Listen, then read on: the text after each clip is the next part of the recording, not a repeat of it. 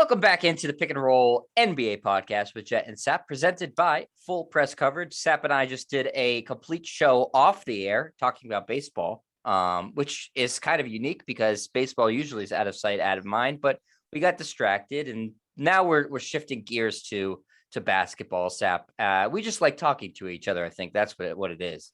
You should just record our off podcast conversations. Sometimes they're really good. We talk football. We talk baseball. I mean, I don't want to have to make another pilgrimage to Cooperstown, New York to continue to fight for my man Barry Bonds getting Hall of Fame. Now, if he gets in, I'll make a pilgrimage to be there at his induction. And I think it would be me and his wife would probably be the only two people there to support Bonds. Obviously not the most likable, I get that, but the best baseball player. Although Dusty Baker, he might go. Dusty Baker, yep. Jim Leyland, who was his first manager. So there'll be a few of us there, and I hope it happens this year, because if it doesn't happen this year, you have to wait and go on the Veterans Committee, which is just the whole idea of that to me is just sickening. I mean, they put Harold Baines. Jim Leyland was his first manager. Yeah, with the Pirates. Is Jim Leyland older than baseball? He was older than baseball then. Look, Jim Leyland's a guy with, like, you see these pictures now where they got like Sparky Anderson at 40 and Tom Brady at 44. And you're like, no, that can't be possible. Same thing with Jim Leyland. Jim Leyland looked like 68 when he was 42. Great manager. And there's a famous video out there where I think Bonds was in his second or third year, and Leyland just went at him in spring training, like swearing at him, like, this is my effing club. We're going to do things the way I'm the manager. Like, no one would do that today in baseball, but they had a good relationship. Leyland won his World Series with the Marlins in '97. Bonds had sent like this huge arrangement to congratulate him. Again, Bonds was, a younger, immature guy then. And Leyland had a big role in developing him as a player. But yeah, I mean, Bonds and Clemens should be in the Hall of Fame. We discussed that. I went up last year in June. And I ran into a couple of Bonds fans. One was wearing a Pirates 24 shirt, which was the number Bonds wore in Pittsburgh. The guy was from Alabama, big Roll Tide fan. And I'm pretty sure that on January 6th of last year, he was probably somewhere near Washington, D.C. He was just that guy. But we connected over Barry Bonds. We both love Barry Bonds. And let's hope he gets in. We'll find out in a couple of weeks. He likes big crowd. He likes rallies, is what you're saying about that guy. He likes rallies, yes, exactly. January 6th in Washington, and he was up in Cooperstown. Yep. And you know what, Jet? I bumped into the guy like 6 different times. We bumped into each other at the restaurant. We went. It's like it was almost comical. I put stuff out on Twitter. It was this kind of a hick from Alabama, love Barry Bonds, and here's me loving Barry Bonds. And I hope he gets in. I hope Clemens gets in. And if you vote for one and not the other, I'd like to have a discussion with you, because clearly it's the best player and the best pitcher of the last 50 years. I'll fight anybody on that. I think Barry Bonds is the greatest player. As a voter, please discuss, because the only reason people are going to leave them out is because of ties to steroids. By the way, neither tested positive for steroids. They were on the Mitchell report, and Ortiz was on the Mitchell report, but because people love David Ortiz, he's going to make it in. He's Santa Claus of baseball. But it's going to be interesting. It's always interesting, the Hall of Fame. And then you see the ballots. Dan Shaughnessy voted for one player, Jeff Kent, who, by the way, benefited from playing with Barry Bonds. So if you think Bonds doesn't deserve to be in there because steroids, then indirectly Kent kind of benefited from steroids. Once they put Bud Selig in, then put all the steroid guys in. Oversaw everything, right? Put an asterisk on it. Come on. Steroid once Selig was in, the floodgates should have opened. I'm sorry. Absolutely. That's ridiculous. Yeah. No, yeah, exactly. He was the guy that oversaw everything, looked the other way. The sport grew literally and figuratively. So why does he get the revelations and the accomplishments when the players get penalized? It's stupid. I mean, we could talk about this for hours, Seth. The mastermind of the bank robbery, got acquitted, and the bank robber got convicted. I mean, that's kind of the way to look at it. Exactly, perfect analogy. Yeah. Barry's got to get in, and Rogers got to get in, and look, I hope Ortiz makes it as well. I think that would be great. And I think Curt Schilling belongs in there, but I think he doesn't get in because people don't like him. And the voting base is more liberal than conservative, and Schilling is, very conservative and out there. And I think they're petrified about what his speech would be if he got in. that would be certainly interesting. And who would present him? Donald Trump? I mean, that could happen, right? Like Aubrey Huff. Aubrey Aubrey Huff or Alex Jones, or who knows, right? That would be awesome. Yeah, I mean, how would that be? I mean, the Hall of Fame would be like, holy crap, what are we going to do here? Aubrey Huff makes Kurt Schilling seem like like Andrew Yang. Like, it's yes, exactly.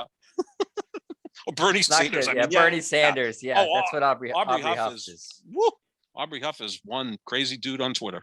Yeah. But anyways, moving on to back to basketball, into somebody that I hope will never be in the Hall of Fame, but probably will. Unfortunately, my least favorite player in all of sports, Kyrie Irving.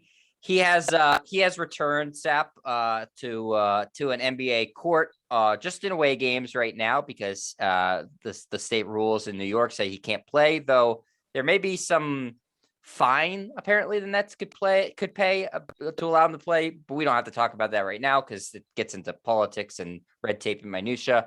But anyways, he's back. He's playing pretty well. And that's led to some headlines in the media, specifically and well, I guess it doesn't work for the media anymore. He's a coach of a team. Chauncey Billups called Kyrie the most skilled point guard ever. Agree or disagree, John Sapichetti? Well, you have to define skilled, and you know what? The way I define skilled is like if you were going to have a game of horse or a skills competition, I can buy into that. I don't think he's the best point guard ever. I don't think that's even a discussion. Magic was better. Isaiah Thomas was better. I don't think he's in the top 10. Probably not. I could go through and come up with 10 guys that I would think are better. I mean, are we going to consider Oscar Robertson a point guard? I don't know. I mean, he kind of played the position. Steph Curry, Chris Paul to me is better. Yeah. You know, James Harden, if James Harden's a point guard, he's better. Walt Frazier is better. There's a bunch of guys that are better, more. I know you hate him, but John Stockton better. Absolutely. I mean, talk about a guy, as much as I don't like John Stockton, who was incredibly durable. The guy like never missed games.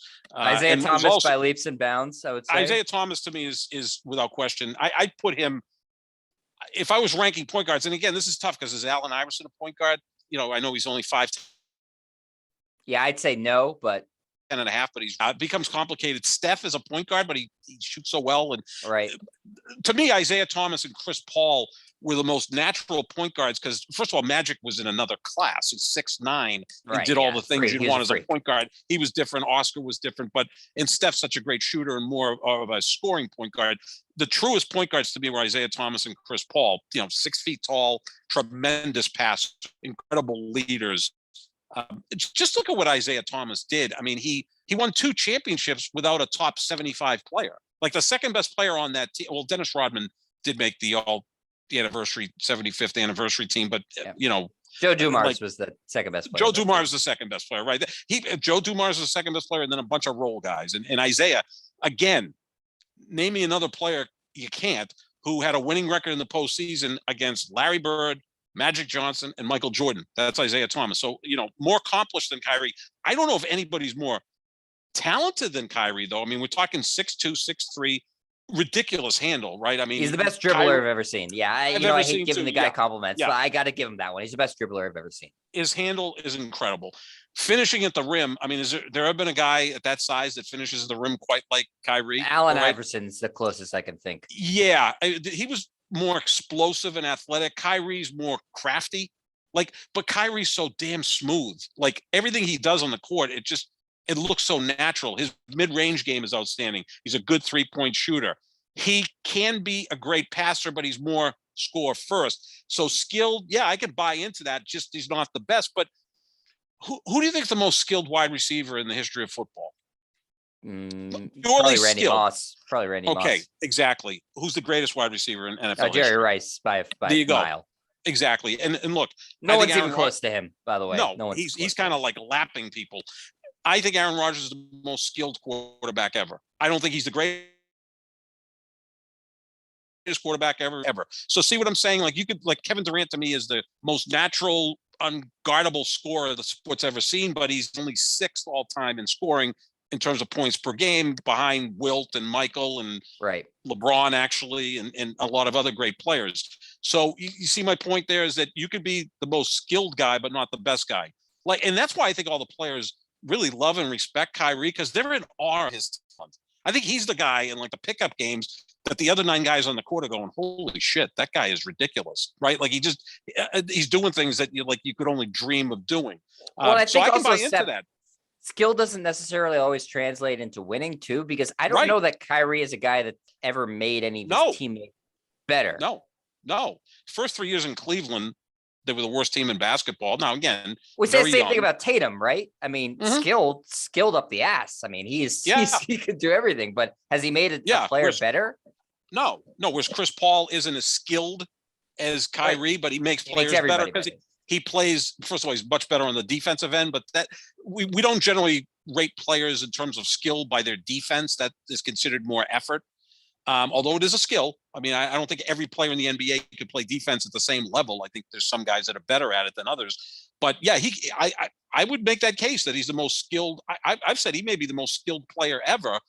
Doesn't make him the better, even make him a top 75 player ever, because he hasn't done it.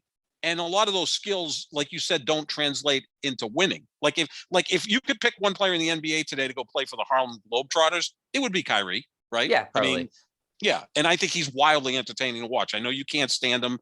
I think he's kind of kooky, and again, I like athletes that make news and give us things to talk about. So Kyrie kind of does that, even though he's out of his mind. But as far as skill, yeah, he's as good as it gets, and I have no problem with that statement. But like we said, here's 10 better than Kyrie, because they impacted winning more, and they did the things that help you win and make other players better, and then that's a different skill. But in terms of ball handling, natural skill only gets you so far, right? I mean, there's got to be degrees to it. You can't just say, okay, he's the most skilled, he's the best ever. Those are not the same thing. Yeah, I mean, Jason Williams, White Thunder, what was his White Chocolate? Nickname? White Chocolate. He had all sorts of crazy skills, right? But he wasn't the best point guard in basketball. Sure, even guys who have washed out of the league, like Sebastian Telfair, was crazy skilled. Right. But yeah, I mean, who do you think was more skilled? I'll take 2 white point guards, because what the hell? Why not? Jason Williams or John Stockton? Probably Jason Williams. Yeah. Skill, but John Stockton was obviously a better player. First of all, he was better on the defensive end, so that's knew how to play the game, right? I mean, knew how to play the game better. Durable. Played for one franchise, knew how to get the most out of Karl Malone, all of these types of things. So yeah, that's what I'm saying. Like, look, Randy Moss and maybe even Calvin Johnson might have been the 2. Yeah, that's the other guy that crossed my mind was Calvin Johnson. Yeah, there's not a lot of dudes walking on the earth that are 6'5", 240 that run a 4.3 40. I don't know of many. That was him. Jerry Rice wasn't that big or fast, but he was the greatest receiver ever. Same thing with Tom Brady. I again, Aaron Rodgers to me is more skilled. Brady's better. It's a different argument. Kyrie being the most skilled point guard ever, yeah, I can buy into that. Yeah, it's interesting. Chauncey Billups, obviously he's struggled in his debut as a head coach, but he has worked as an analyst for a long time, and he played the exact same position that Kyrie played for a long time at a very high level. Finals MVP, won a championship, played on some really, really good Pistons teams, played on some good Nuggets teams. Was good everywhere he went. So if I do think he has some insight into the what the most skilled point guard would be. So at least I'm going to listen when he says it. I just, the only thing I push back on is what we're talking about is that, okay, but what does that really mean? He's the most skilled. Okay, like, yeah, maybe you could buy into that, but to me, that's not worth much unless you're impacting winning. Exactly. Yeah, I mean it's a skills competition. But does that translate to your 4 teammates? Does it make any of them better? Kyrie probably should have more assists per game than he has, right? He's averaged 5.7 assists per game. Steph Curry's averaged more assists per game and more points. Who's more skilled? If you want to talk about he's maybe the least skilled off the court point guard I've ever heard of in my life. Kyrie? Yeah. Yeah, I mean, I know you despise him. His opinion of himself as a pseudo-intellectual is much higher than it probably should be. But yeah, I mean, he's not good in a team structure. I mean, look what's going on in Brooklyn right now. He's not been vaccinated, so he can't play in the Nets home games. I've even thought of the point as, look, are the Nets better off falling in the standings or road games in a playoff series than a home series? I mean, is that? Yeah, probably. And here's the thing. Here's the thing too, Jet. This is called show prep, which, I must have a lot of time on my hands at this point. Yeah. So far this year, the Nets are 11-10 at home. They're 15-4 on the road. They're a better road team. They have no home court advantage at Barclays, right? Whatsoever. No. I mean, half the time, fans of the other team drown out the Nets fans, if there are even Nets fans. Yeah, right? They just don't have a fans, a fan base. Right. Look at when Golden State went in there. It was all Golden State fans, Steph fans. So they're better on the road than they are at home. And down the stretch, I think Kyrie can only play one of the final 8 games that the Nets have to play because they're on the road a lot. I mean, they're at home a lot. And also one of the road games is at Madison Square Garden. He can't play, falling to the 3 seed. So in the second and third round of the Eastern Conference playoffs, they won't have home court advantage. They can have Kyrie for games 1, 2, 5, and 7. Maybe he gets vaccinated. James Harden talked about it that, the other night that, be nice to get him here every game so you can build that up. And he says he's going to get him the jab, he was kind of kiddingly, obviously. Right. But that's a big part of it. But back to our discussion, skilled. Yeah. I mean, this kid is as skilled as anyone I've ever seen. It's just like, he does things that take your breath away. Like John Morant does it in a different way. John Morant's more athletic, like the block you talked about where he was 3 feet over the rim, or some of his dunks are like, I mean, is he 6'2" and he's dunking like he's Dwight Howard? So in his prime, that's different. Derrick Rose, incredible athlete. Westbrook, incredible athlete. Those are like the most athletic point guards we've ever seen, but pure skill. I've said it before. If I could show up to the playground and be any player in the NBA, I'd want to be Kyrie Irving.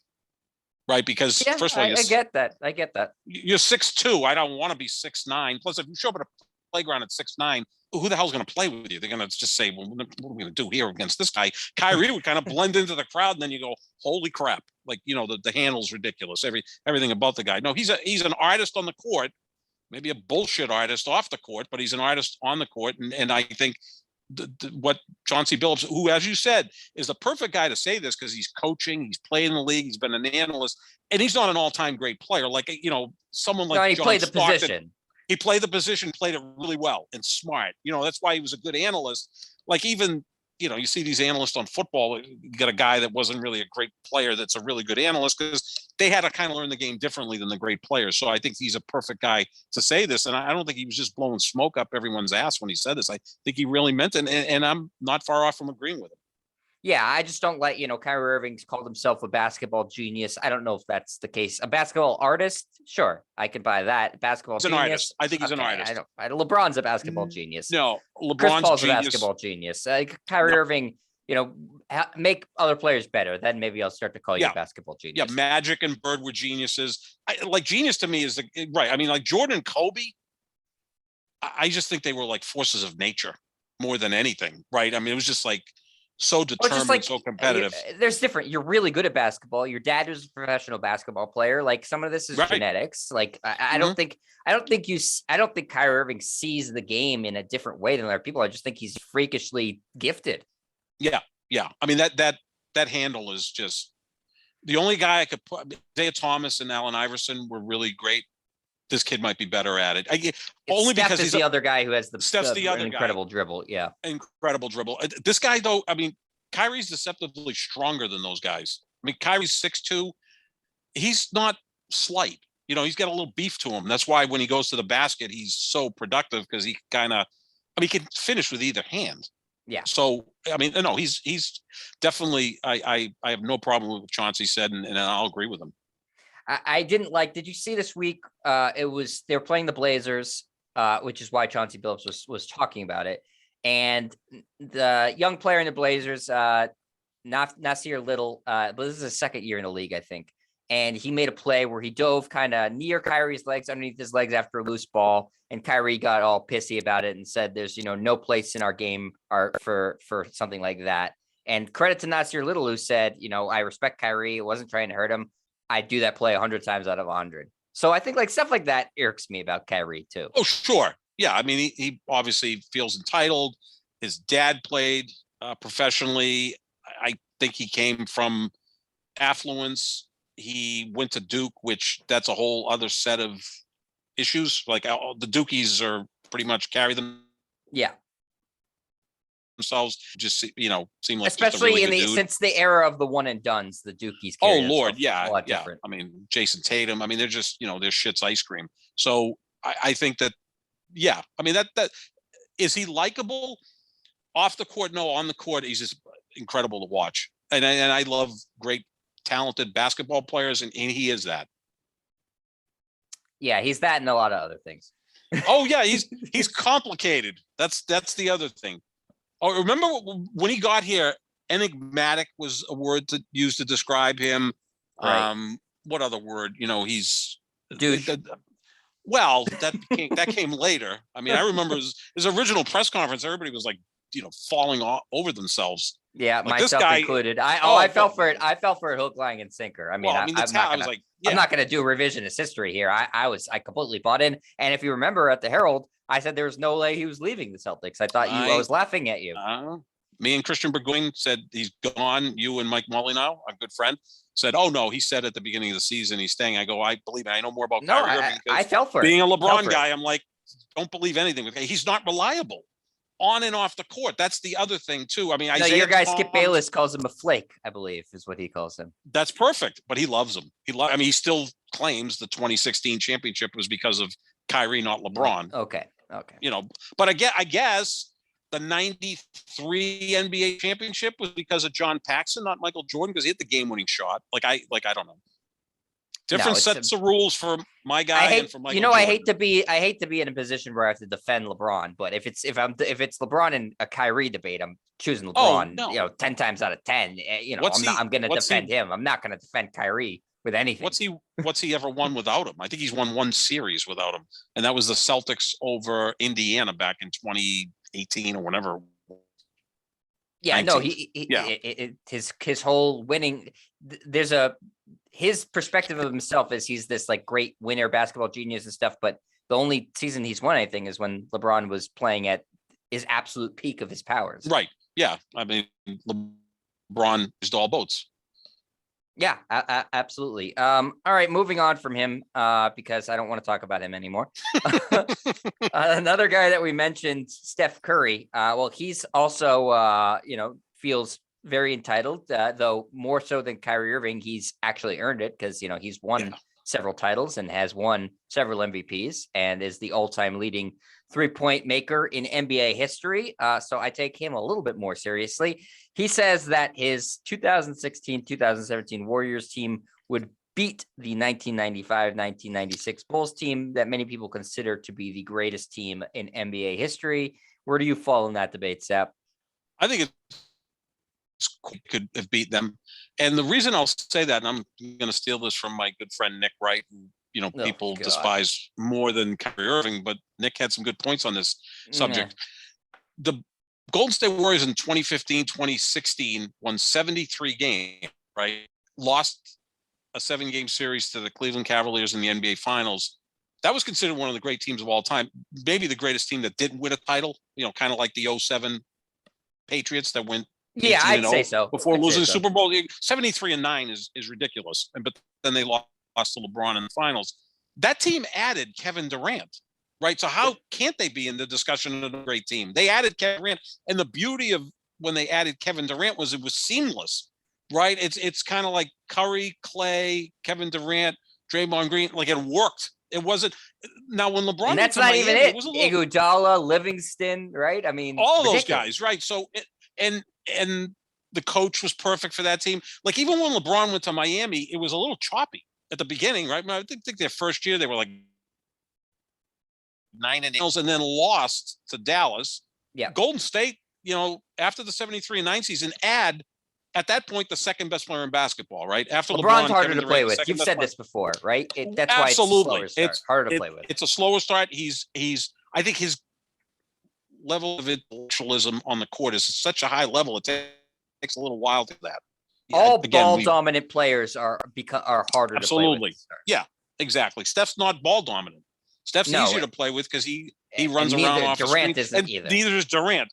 Oh, when they got together, like this is really going to be silly because they're great, and then they're going to be great together. And then you got Clay, who's the perfect third guy, and Draymond's the bouncer No, in the club. Steph shoots 2 seconds into the shot clock. That's the opposite of ball dominant. He takes 2 dribbles. Right? Yeah. No. Yeah. And then what is Clay? Didn't Clay score 50 something points on like 2 dribbles one night? Yeah. Something. Yeah. It's like that's why that team is awesome to watch. I mean, compared to the Celtics, who sometimes those guys score 2 points on 50 dribbles. But yeah, I that's why I think it would be a series. Now, if you want to compare the two teams, and look, there's other teams that I think could have beaten them in their prime. I would think the 83 76ers, the 86 Celtics, and the 87 Lakers from the 80s, I think could have all certainly played with those teams and maybe beaten them. The only thing is, you got to give the Bulls credit because they had 2 3-peats. Now, I don't think the league was as strong when they did that compared to when the Sixers, Lakers, and Celtics were kind of going back and forth with titles because they were all beating each other. They were 3 all-time great teams that had to go through those teams. So, yeah, I can make a case for those 3 teams, but let's keep it to those 2 teams. If you want to take the 2 best players off of each team, right? So you got Durant and Curry, Jordan and Pippen. If we're going to rank those 4 players, it would be Jordan. And the beauty of those 4 guys is they played so well together. Like Pippen was perfect for Jordan. Curry and Durant were perfect. It wasn't like LeBron and Dwayne Wade. That was choppy at times. Not just the first year, like all 4 years at times looked a little awkward. Now, if you look at the rest of the roster, okay, Dennis Rodman and Draymond Green are kind of similar, right? I mean, we compare those 2 guys as pretty similar players, like defense, rebounding, role guys. Slight edge to Rodman, I'd say, but a little bit because he led the league in rebounding every year. But those same types of guys. Do the Bulls have anybody remotely close to Klay Thompson? I don't think so. No, no, I'm not saying that's close, but that's their closest. Right. I mean, the coach. Judd Bushler and Luke Longley, and even their big guys weren't all that great. I mean, so I don't think you even have to remove the first 2. You could just remove one, take out Durant and take out Jordan. Jordan, I would take at that point. Steph's better than Pippen. Now, no, I don't think it's a sweep. Well, yeah. If you take out Jordan and you take out Durant, Steph, Clay and Draymond sweep that Bulls team. I think because Pippen, as great as Pippen was, he wasn't a guy that was going to go out and score 35. That just wasn't his game. He was more Kawhi Leonard, except Kawhi's grown into more of a scorer over the last few years. So that's the greatness of Michael Jordan, right? And that's sort of how it works in the NBA, is that if you have the best player on the court, you have a puncher's chance. And that's really the only advantage the Bulls would have in that series, is they would have the best player on the court. And, Jordan, if you said to him, you can't win unless you score 60, he could score 60. He could go score 60. Yeah. I mean, he was, again, force of nature. What Nick Wright also said, which I agree with, is that people, especially from my generation, I'm 58, they're like, no one could ever beat Michael Jordan. I'm a little different. I think LeBron's better than Jordan. I got old, and Isaiah got old, and Magic was old when he beat him in the finals. And, he broke through after those teams started to lose it. Not taking that much away from him. That's just kind of the way the world works. You don't just show up at the beginning and start winning titles in the NBA, although Magic and Bird did, Magic in his first year, Bird in his second year, but they went to really, really great teams. I mean, and they made them even greater. So, but the problem I always have is no matter what you do, if Michael Jordan's in the discussion, no one's beating him. And like Nick Wright said, a 73-9 team added the second best player in the league in Kevin Durant. And people that are Jordanistas, who think that he's by far the greatest player ever, think that Jordan and 4 blood relatives could have beat the Golden State team. That's where it gets absurd. Like, oh, Jordan's in the discussion, obviously Jordan would win. Well, no, let's have a discussion. I think that would have been a hell of a series. And then again, the old timers, which I'm supposed to be one, but I'm not, come out and say, well, hand checking in the 90s, Steph Curry would have got beat up. Steph Curry would be great in any era. I mean, when you could shoot like that, I don't care what era you're playing in. Klay Thompson would be great in any era. Kevin Durant would be great in any era. So I don't buy into that. And look, Utah was a really good team. They took the Bulls twice to 6 games. In 95, 96, Seattle took the Bulls to 6 games and actually had a puncher's chance if they had started the series with Gary Payton on Michael Jordan instead of not having him on Michael Jordan for the first 3 games. And Chicago got up 3-0. So those teams aren't as good as Golden State. I don't think Golden State would have a better chance of beating the Bulls than the Utah Jazz and the Seattle Supersonics with Gary Payton and Sean Kemp. I mean, this is so just logically deducting this, it would be a series, and the offensive firepower for Golden State would be ridiculous. And again, with the ability of Durant and Kyrie to stretch the floor, it would be a problem. It would. No, I mean, I have Jordan as the greatest player of all time. I have LeBron, up in my up high. I'm not going to say how high. He's second in your grouping. Don't push back. Again, the only other two, the 4 guys that are in that discussion to me are LeBron, Jordan, Russell, and Kareem. I think that's where the discussion should end. And if someone wants to put Kareem and Russell in there, I'm all for it. Wilt's kind of in his own little category, and I put him in there with Magic and Bird. He just didn't win enough, and he was kind of, talk about a flaky guy. Yeah. I mean, Wilt was as flaky as they come, but my Lord, I mean, the physical ability was just ridiculous. But yeah, But like that being said, Sep, so again, I'm a Jordan guy. My credentials are well established.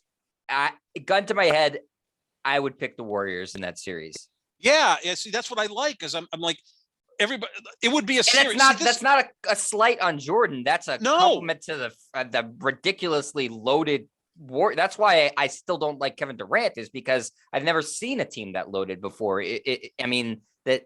International teams don't get nearly that loaded. No, it was seamless, because those guys are so, like, I think now the fear I have with the Nets is when you see those 3 guys together, Durant, Kyrie, and Harden.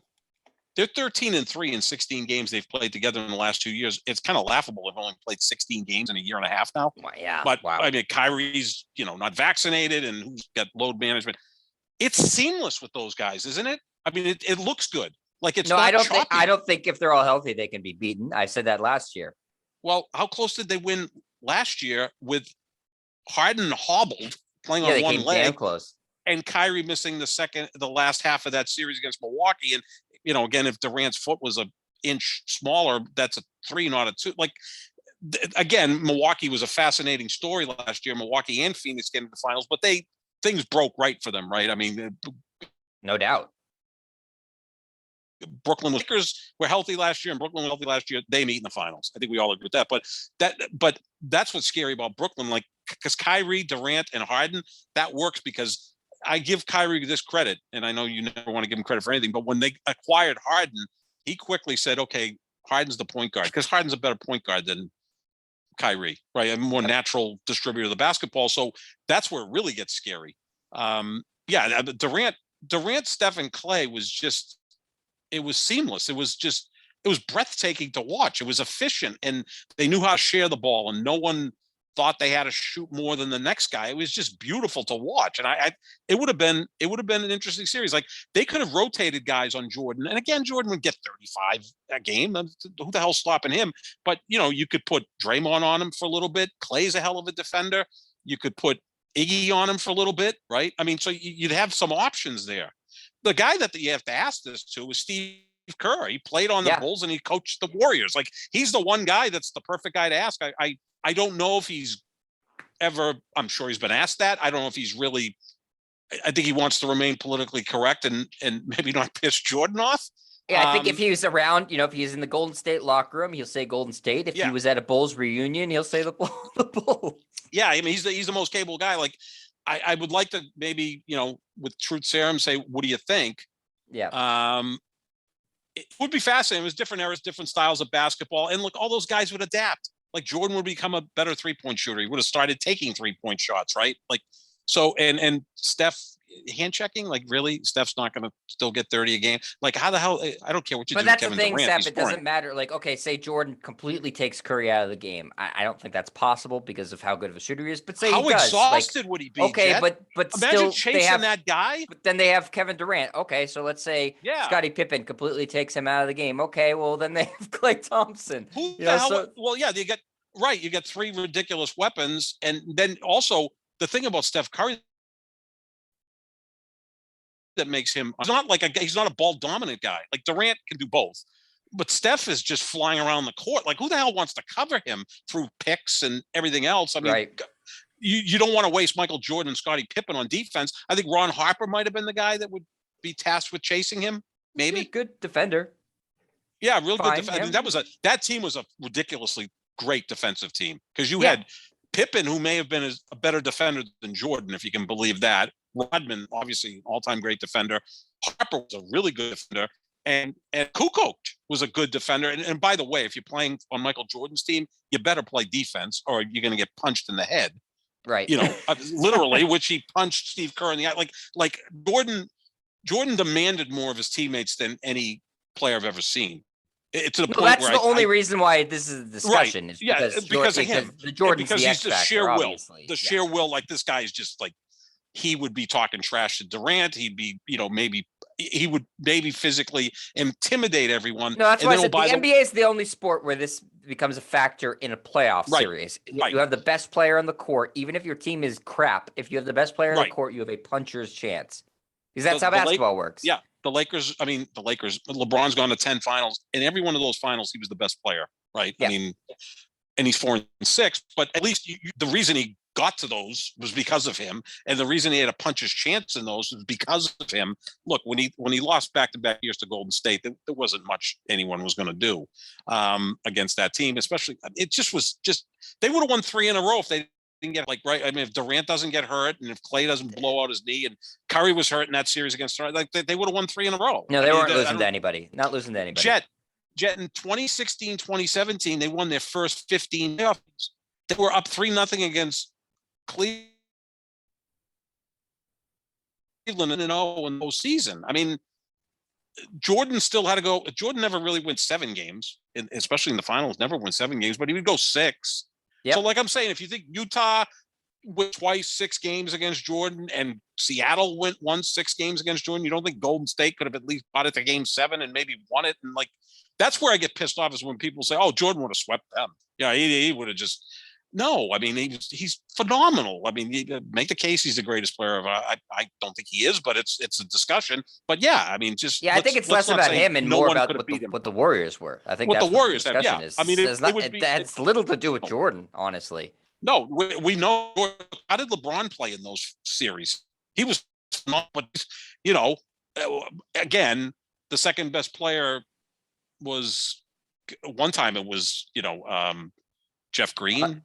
I mean, the Bulls had a little bit more. The 18. I mean, JRS was, and Jeff Green was the second best player. Before Durant, his second best player was Matthew Dellavedova. So Jordan had a better supporting cast. And the thing that Jordan always called it that too. Like, imagine LeBron coming out and talking about the rest of the Lakers as a supporting cast. He would get eviscerated. Jordan constantly talked about that. My more honest cast, though. But people love, well, yeah, it's true. Yeah, it's like my supporting cast. And look, in some sense, they both had supporting casts because they were that great. But I'd say I think the Warriors could beat them and would beat them because again, the firepower was just incredible. I don't think Kevin Durant's going to get intimidated or Steph Curry. No.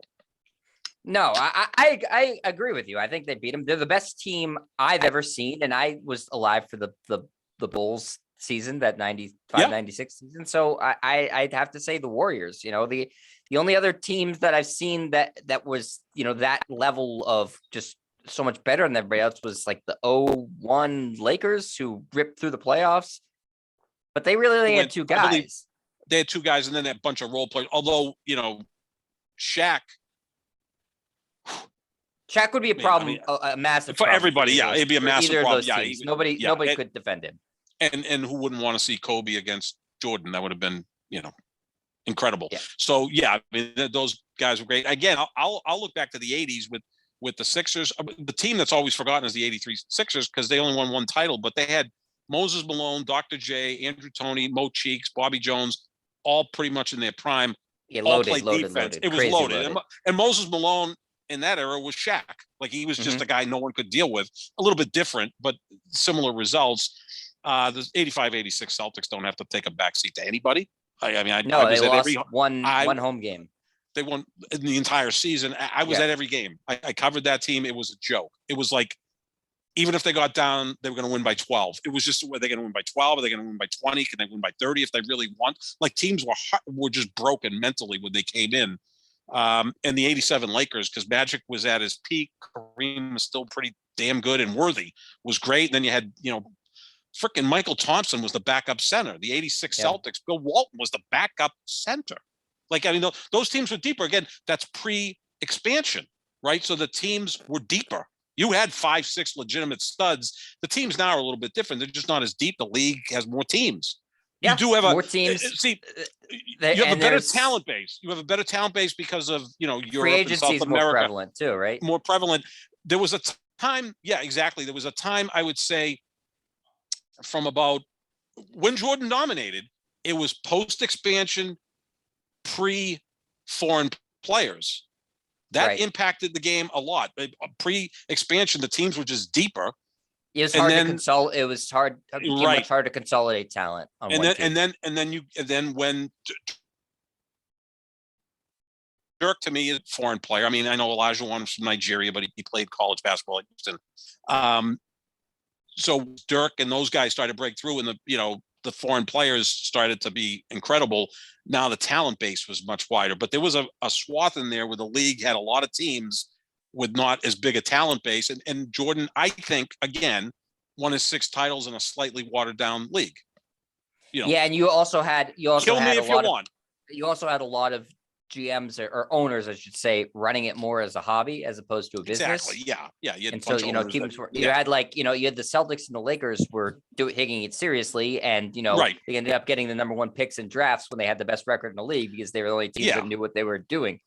So we've done this exercise, like compare who LeBron played in the finals compared to who Jordan played in the finals, and everybody goes, "Well, the Eastern Conference was really tough." I'm like, the 2 teams he had to beat to get to the finals all those years were Reggie Miller's Pacers. He's the only Hall of Famer on that team. And Patrick Ewing's Knicks, he's the only Hall of Famer on that team. Correct. Those teams were good, but here's the thing, they were physical and they beat you up and all of that stuff, but that's more style over substance. So whereas, I mean, and people could say LeBron went through the watered down East. He did have to figure, but again, he was beating the Celtics once he went to Miami, right? I mean, and the Celtics, I know they were a little past their prime. The 2012 Celtics were still pretty damn good, right? Yeah. And then you also beat them in 2011. The finals opponents are what's impressive for LeBron. It's not LeBron more, right? East was trash for most of his tenure. He owned it. Yeah, he owned it. I mean, Atlanta wasn't beating him. Toronto wasn't beating him. Indiana, beating Indiana, LeBron beating Indiana was like pretty much Jordan beating Indiana. They had Paul George or Reggie Miller, and then a bunch of other guys. So, I mean, again, the Pacers team in 98 that took Jordan to 7 and came really close to winning. They had a lot of old guys like Jackson, Smolin, Jalen Rose. They were really good players. The Davis boys. It was a physical team, and that was a good team, but that's not an all-time great team. No. And then in the finals, I think the best team that Jordan beat in the finals was his first one, the 91 Lakers, but that was Magic. Kareem was already gone, and Magic was 6 months away from retiring. Yeah. And then Portland was good, but they had one Hall of Famer in Clyde Drexler.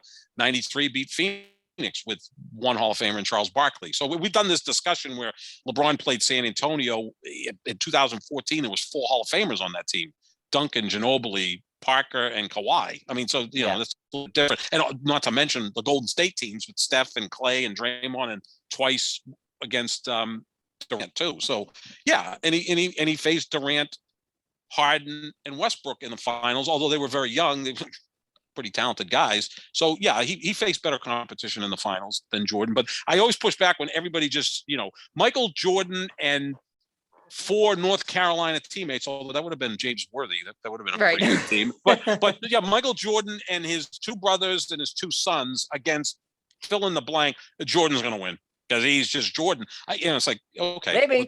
if he was that, and look, he's great. He's great. What happened to the years he didn't win the championship? He had seasons where he didn't make the finals. I mean, again, as great as he is, he's human. Russell's the one going forward. The man won 11 titles in 13 years and went to 12 finals in 13 years. That to me is, I don't care what the league looked like at that point. That guy was the ultimate winner. Yeah. I hate when you have me agreeing with you about, LeBron and Jordan. I try. But yeah, you manipulate me is what you do. I am. Yeah. You twist the argument, but that's going to do it. I'm like LeBron as the general manager. I'm in the back pulling strings. Yeah, that's going to do it for us here at the Pick and Roll NBA podcast with Jet and Sap. We are presented, as always, by Full Press Coverage. Make sure you check out their website and make sure you check out the podcast wherever podcasts are found. Also, check out our YouTube, youtube.com/JetStryer if you're not already. And check out our social medias at JohnSap25 or at JetStryer. And we'll be back next week with some new pods. NBA's latest news, maybe some more trades will happen. We will see. Talk to you later, everybody.